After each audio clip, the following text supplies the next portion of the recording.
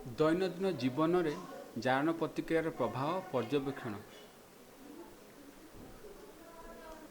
सांक्षरण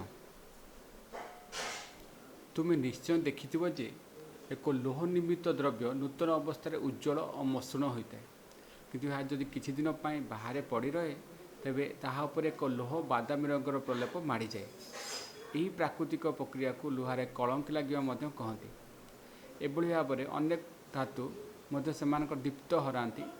Kapoor silver उपरे माड़ी जाइथवा आस्तरण रंग को केबे देखिबो। धातु घेरी रही उपादान गुड़िक देखिए जलीय बाष्प अम्ल सहित मैंने प्रतिक्रिया करी मैंने धीरे धीरे क्षय घटी था।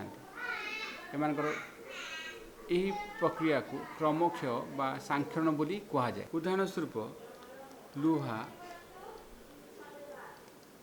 जल वायु से अम्लजान सहित प्रतिक्रिया करी लोहा ऑक्साइड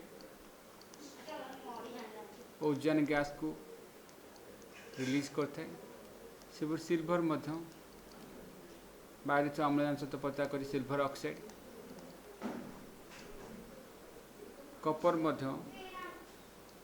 वायु से कपर सहित प्रतिक्रिया करी कपर ऑक्साइड सृष्टि करते। ये सबू मान एक आस्तरण रूपे जमी रही है, जमी लुहारे कलंक लगे कपर जमी सबुज रंगर एपरी सब धातु माने ऑक्साइड सृष्टि करती आउ भाव से क्रम क्षय घटी था। यहाँ सांक्षण बोली कहुए।